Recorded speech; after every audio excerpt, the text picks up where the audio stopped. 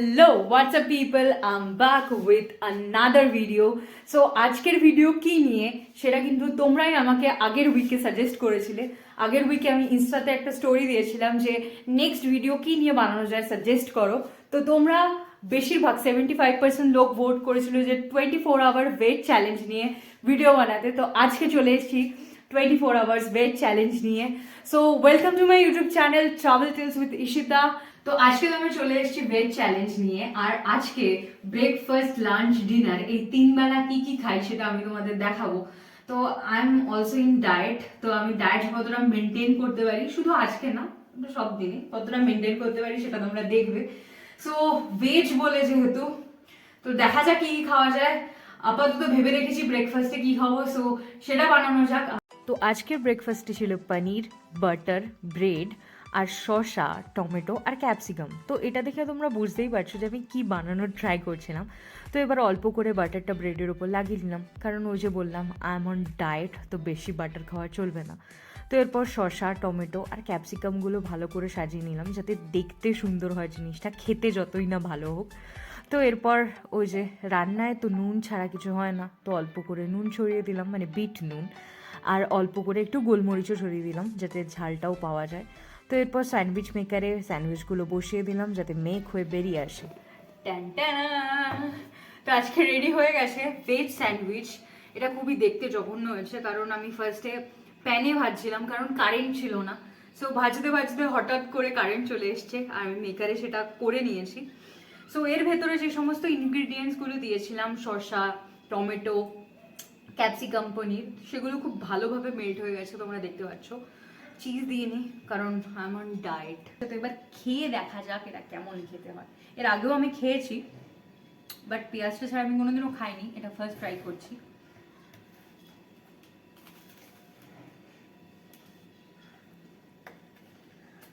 Always best.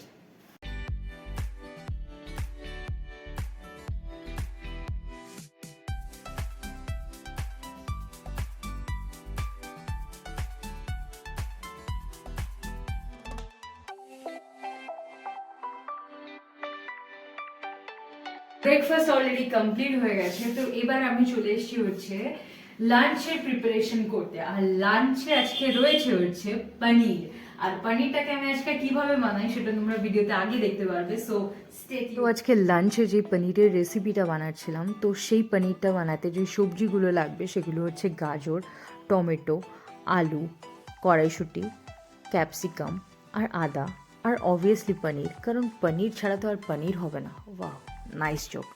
তো এরপর তেলটা গরম হয়ে যাওয়ার পর পনিরটা আমরা হালকা করে ভেজে নেবো, আর তাতে দিয়ে দেবো হচ্ছে একটু নুন আর একটু হলুদ, অল্প করে আমরা ফ্রাই করে নেব। তো তারপর পনিরটা হালকা ভাজা হয়ে যাওয়ার পর আমরা এটাকে গরম জলে চুবিয়ে রাখবো। গরম জলের মধ্যে একটু হালকা নুন ফেলে দিলে কি হয় যে পনিরটা সফট থাকে, শক্ত হয়ে যায় না। তো এরপর আমি কড়াইতে দিয়ে দিলাম আলু আর গাজর, কারণ এইগুলো ফ্রাই হতে বা সিদ্ধ হতে বেশি টাইম লাগে। তো তারপর দিয়ে দিলাম কড়াইশুঁটি, আর সাথে দিয়ে দিলাম টমেটোটাও। তো এগুলো ফ্রাই হওয়ার সাথে সাথে আদাটাও আমি গ্রাইন্ড করে দিয়ে দিলাম, মানে ঘষে দিয়ে দিলাম। আর নিরামিষ খাবারে আদার স্বাদটা এত সুন্দর লাগে, স্পেশালি আমার তো এত ভালো লাগে যে বেশ আলাদাই মজা লাগে খেতে। তো তারপর ভালো করে এগুলোকে মিক্সড করে নেওয়ার পর একটুখানি নুন আর একটুখানি চিনিও দিয়ে দিলাম, কারণ চিনিটা দিলে কি হয় যে আমরা সবজিগুলো ফ্রাই করি বা যা কিছুই ফ্রাই করি না কেন সেই কালারটা খুব ভালো আসে। তো তারপর দিয়ে দিলাম ক্যাপসিকামগুলো, কারণ ক্যাপসিকামটা ফ্রাই হতে বা সিদ্ধ হতে খুব কম টাইম লাগে। তো তারপর যে সমস্ত মশলাপাতিগুলো দিতাম, মানে হচ্ছে হলুদ, লঙ্কার গুঁড়ো আর একটু জিরের গুঁড়ো দিয়ে ভালো করে মিক্সড করে নিলাম। মিক্সড করে একটু ঢাকা দিয়ে রাখলাম।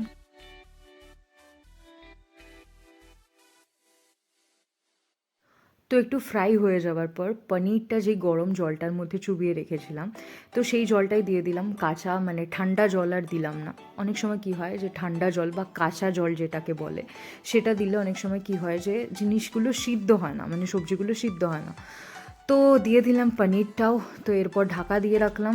এবার তৈরি হয়ে যাবে আমাদের পনির মশালা, বা এটাকে তোমরা পনির সবজি পনিরও বলতে পারো, যা ইচ্ছা। আমি এক্স্যাক্টলি এই রেসিপিটার নাম জানি না। তো প্রায় হয়েই এসছে। তো লাস্টে একটু গরম মশলা ছড়িয়ে আমাদের পনিরটাকে আমরা রেডি করে নিলাম। তো now it's ready to serve and it. তো এটা দেখতে তো ভীষণই সুন্দর হয়েছে, পনিরের তরকারিটা। এটা খেয়ে দেখা যাক কেমন খেতে।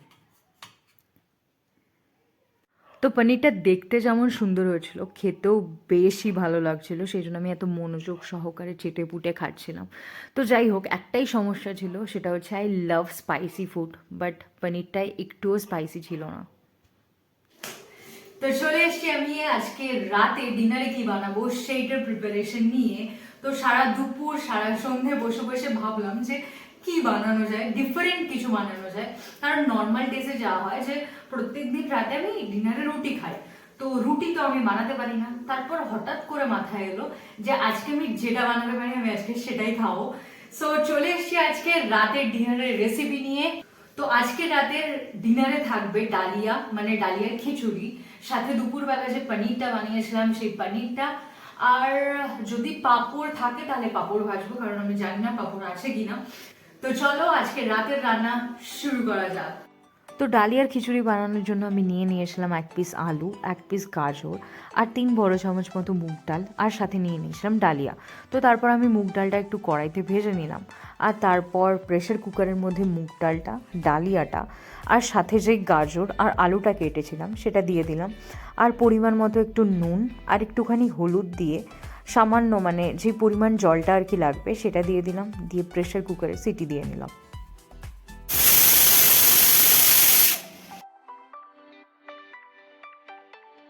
তো তৈরি হয়ে গেছে আমাদের ডালিয়া। তো I am so excited to it, but যেই প্রেশার কুকারটা খুললাম আমার মনটা ভেঙে গেল, কারণ ডালিয়াটা কেমন ঢেলা ঢেলা টাইপের হয়েছিল, মানে যেরকম ডালিয়া আমরা খাই বা আমি অন্যদিন খেয়ে থাকি এরকম খাই না, বাট একটু জল কম হওয়ার কারণে এরকম হয়েছিল। বাট ইটস ওকে, ভালোই খেতে লাগছিল পনিরটার সাথে। তো আজকে 24 আওয়ার্স ওয়েট চ্যালেঞ্জের ভিডিওটা এই পর্যন্তই। তো এই ভিডিওতে তোমরা দেখতে পেলে যে আমি ব্রেকফাস্ট, লাঞ্চ, ডিনারে কি কি খেলাম। আমি যতটা পেরেছি চেষ্টা করেছি ডায়েটটাকে ফলো করার। সো আমি বেসিক্যালি রাতে খুব একটা ডালিয়া খাই না, কারণ সেটা আমি লাঞ্চে বেশি প্রেফার করি। সো আজকে নতুন কিছু করব, মানে ডিফারেন্ট কিছু করার চেষ্টা করেছিলাম। সো তোমাদের কোনো কোয়ারি থাকলে তোমরা আমাকে কমেন্ট বক্সে জানাতে পারো। আর এই ভিডিওটা ভালো লাগলে লাইক, কমেন্ট, শেয়ার কোনোটাই করতে ভুলো না। আর এই চ্যানেলে যারা নতুন তারাও কিন্তু চ্যানেলটা সাবস্ক্রাইব করতে ভুলো না, আর ভিডিওটা লাইক করতেও ভুলো না। তো দেখা হচ্ছে নেক্সট ভিডিওতে। Tata, stay tune.